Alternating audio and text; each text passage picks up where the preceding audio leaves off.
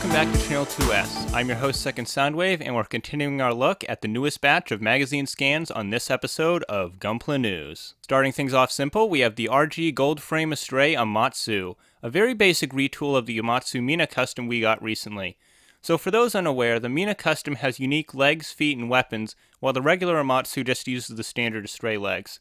As a result, there's really not anything new here on this model, so it's not really surprising that it's going to be showing up in the premium Bondi web shop. Also, P-Bandai is the Master Grade GM2 Unicorn version, a rather unexpected reuse of the Master Grade GM2 we got earlier this year. Bondi did show off an AUG version of this at the last Gunpla Expo, but apparently they decided that fans would be more into this version instead. It's an odd choice. I'm honestly not even sure what's changed. Oh, wait a minute.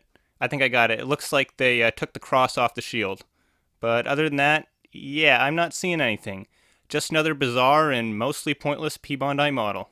And we're still not done with the exclusives yet, because guess what? They're finally making that Re-100 Mass Production Colors Bawoo that everyone saw coming from day one. And it's just a straight up color swap of the original Bawoo, so again, great P-Bandai material. Oh, and by the way, all three of these, as far as I know, are coming out in September, alongside that one kit I talked about the other night that everyone's freaking out over. And that's still not all the September P-Bandai kits, because they're also throwing in an HGUC Efreet Custom on top of everything else. That's right, the Schneid and the Custom really have swapped places between grades, as the Custom is now the one stuck in the web shop, while the Schneid is free to wander the globe as his little plastic heart desires. Seeing as I've got an RE Efreet of my own, I'm really not bothered by this being a web shop exclusive. But for those of you who want an Efreet that scales properly with the upcoming Blue Destiny Unit 1, yeah, I could see this being kinda crappy. The Efreet does look like a solid mold though, so at least you're going to be getting your money's worth if you do decide to fork over the cash for it. And that finally brings us to the end of the magazine scans. Of course, there will most likely be more leaks over the next few days, but at the time I'm writing this down, that is everything that is new. So now it's time to shift our attention to some nicer images of kits we've already seen. And we're starting with the Master Grade Hazel Custom because Bondi loves to watch us suffer. US-based stores have already listed it with the usual P-Bandai markup, and Bluefin is remaining silent, so yeah, it looks like my hopes and dreams have been shattered, and the XN Riser really was just a one-time thing. But at least we got some new pictures of it to look at. So from these images, it looks like the kit can do pretty much everything the Hazel Custom is supposed to. And also, I do also want to really quickly mention the red fingertips, because I honestly didn't even know they were a part of the design, and I have to say, they look pretty cool. Now, obviously, they're not going to be there in the final model, as this is just a painted prototype, but it's still nice to see them there. I'm getting really tired of talking about exclusives tonight. There's still a couple more limited kits I need to get to, but I'm going to take a break right here and talk about the Star Burning Gundam instead. Yep, Star Burning Gundam. That's what they're calling it now, and here's an unpainted preview to go with the new name. It looks like it's going to be on par with all its Burning Gundam brethren, and it's even going to use the same hands the others did. Okay, break's over. Time to dive back into the limited editions. So, we've got our first Perfect Raid Gundam Base Tokyo exclusive, and believe it or not, it's not a unicorn. It's actually the Astray. More specifically, a metallic Gundam Astray red frame. It looks awesome, and I'm not just saying that because I'm a massive Astray fanboy. Now, in my opinion, it's not quite as cool as the 7-Eleven Perfect Raid Astray, but it's still a respectable addition to the Gundam Base line. Oh yeah, and it is also 19,000 yen. So as I'm writing this script, it looks like 3 more Gundam Base exclusives have dropped in as well. Specifically, the Master Grade Freedom Gundam 2.0 Clear Color, High Grade Gundam Barbatos Gloss Injection, and SD Musha Godmaru Clear Color editions.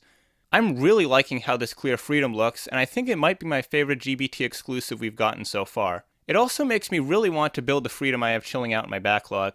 The other two aren't really as interesting to me, but it is worth mentioning that the Barbatos comes with a new display platform with Gunpla stamped on the front.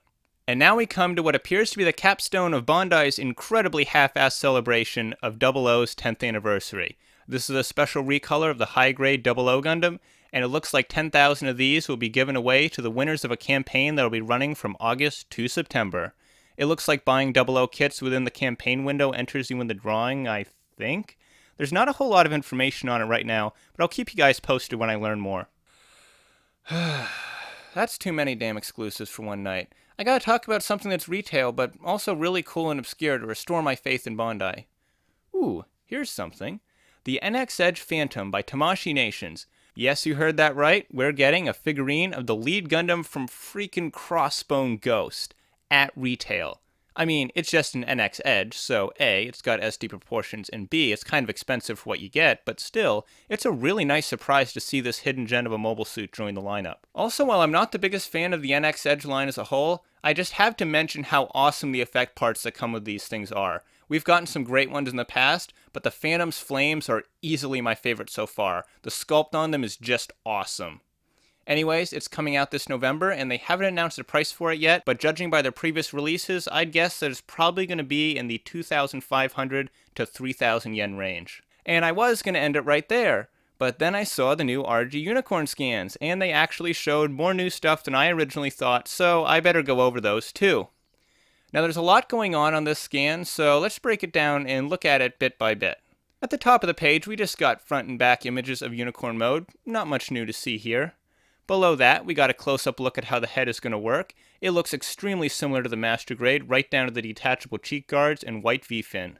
And also like with the Master Grade, it looks like you get 3 V-fins, one in each mode, plus a third transforming one. The ammo packs of both weapons also seem to be removable, and the cockpit hatch opens just like it should. All in all, while the RG Unicorn will most likely be a 1/144 scale grenade, at least it looks like it's going to be a pretty damn cool looking grenade. And that's where I'm ending this tonight. Or is it today? I've been up for so long I'm honestly not even sure anymore.